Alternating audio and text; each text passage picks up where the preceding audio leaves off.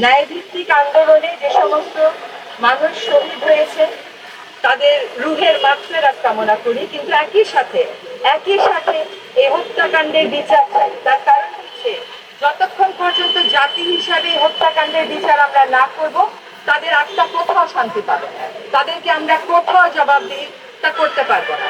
আমি শুধুমাত্র যারা মারা গেছেন সেই সমস্ত পরিবারের মা বাবা বা সদস্যদেরকে বলি না যে আপনারা শান্তি খুঁজে পান। আমি প্রার্থনা করি যে আমরা সকল মা বাবা এই দেশের শান্তি খুঁজে পাই। আমরা কেউ শান্তিতে নেই। কোনো মা কোনো বাবা এই হত্যাকাণ্ড দেখার পরে, কোনো ভাই কোনো বোন এই হত্যাকাণ্ড দেখার পরে শান্তিতে থাকতে পারবে না। চোখ বন্ধ করলে আবু সাঈদের কথা মনে হয়, চোখ বন্ধ করলে আইমানের কথা মনে হয়। একটা সামরিক সাজোয়া যান থেকে একটা শরীর, একটা জীবন্ত শরীরকে রাস্তায় ফেলে দেওয়া হলো। সে জীবিত ছিল, তাকে ডাক্তারের কাছে নিয়ে যাওয়া হলো না। এই দেশে আমরা শুনলাম গুলিবিদ্ধ অনেকে হাসপাতাল থেকে হাসপাতাল ছুটেছে, তারা আন্দোলনকারী বলে তাদের চিকিৎসা হয় নাই। ধিক্কার জানাই এই চিকিৎসা ব্যবস্থাকে, ধিক্কার জানাই এই বিচার ব্যবস্থাকে, যা আজ পর্যন্ত ন্যায়ের পথে, এই বাচ্চাগুলোর জীবনের অধিকারের পথে কোন রকম ভূমিকা রাখেনি। আমি এই হত্যাকাণ্ডের জাতিসংঘের অধীনে তদন্ত চাই, আমি জাতিসংঘের অধীনে তদন্ত চাই। আমরা এর আগে 21শে আগস্টের গ্রেনেড হামলার বিচার বিভাগীয় তদন্ত দেখেছি না? সেখানে কি জজ মিয়া সৃষ্টি হয় নাই? হয়েছিল। কাজে আমরা নিরপেক্ষ, সুষ্ঠু, একেবারে স্বচ্ছ এমন বিচার দেখতে চাই যা হবে জাতিসংঘের অধীনে। প্রতিটা লাশের বিপরীতে আমরা জবাবদিহিতা চাই, প্রতিটা গুলিবদ্ধ দেহের বিপরীতে আমরা বিচার চাই। আমরা জবাবদিহিতা নিশ্চিত করে তবেই আমরা রাজপথ ছাড়ব। আমরা বিচার চাওয়ার পাশাপাশি একই সাথে প্রশ্ন করতে চাই, এই ছাত্রলীগ, ছাত্রদল, এই অস্ত্রধারী ছাত্র সংগঠনগুলো কাদের সৃষ্টি? সেই নষ্ট রাজনীতি আমরা বন্ধ চাই। আমরা অবশ্যই রাজনীতি সচেতন ছাত্র সমাজ চাই, কিন্তু যেই রাজনীতির নামে হল দখল করা হয়, রাতে আলো নিভিয়ে দিয়ে আইন শৃঙ্খলা রক্ষাকারী বাহিনীকে দিয়ে ছাত্রলীগের সমর্থনে গুলি করা হয়, আমরা সেই ছাত্র রাজনীতি কোনোভাবেই চাই না।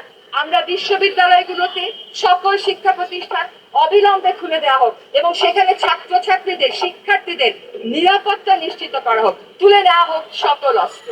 আমাদের আইন শৃঙ্খলা রক্ষাকারী বাহিনীর ভাইয়েরা এখানে আছেন, আপনাদের কাছে সনির্বন্ধ অনুরোধ, আর একটা গুলিও চালাবেন, আর একটা গুলিও যেন কোনো মানুষের বুকে, কোনো মানুষের গায়ে আঘাত না লাগে। যে মানসিক আঘাত আপনারা দিয়েছেন, তার ফলে মেরে তো ফেলেছেনই, যে মানসিক আঘাত পুরো জাতিকে আপনারা দিয়েছেন। আপনাদের সাথে আমাদের সম্পর্ক স্বাভাবিক হতে আর কত যুগ লাগবে তা বলতে পারি না। আমরা নাকি সিঙ্গাপুর হয়ে গেছি, এতগুলো বাচ্চা মরলে সিঙ্গাপুরে একটা মন্ত্রীও পদত্যাগ করতো না? এটা হতে পারে? এতগুলো লাশের উপরে দাঁড়িয়ে থেকে পুরো ক্যাবিনেট যেরকম ছিল সেরকমই থাকবে? একটা মন্ত্রী এর দায় নিয়ে পদত্যাগ করবে না?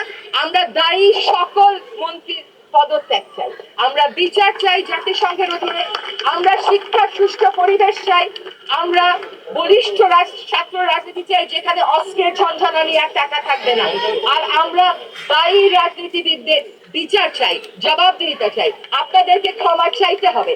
আমরা প্রত্যেকটা বাবা মা, শহীদের বাবা মায়ের কষ্টের মতন কষ্ট বুকে নিয়ে আছি। আমাদের কেউ আর যদি জিজ্ঞেস করে কেমন আছে, ভালো আছি বলতে পারি না।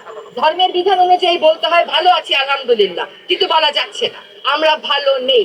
এই জাতি ভালো নেই, এই তথ্যটা যত তাড়াতাড়ি বুঝবেন এবং নিজের ভুল স্বীকার করে সেটাকে সংশোধনের দিকে আগাবেন, ততই জাতির জন্য মঙ্গল।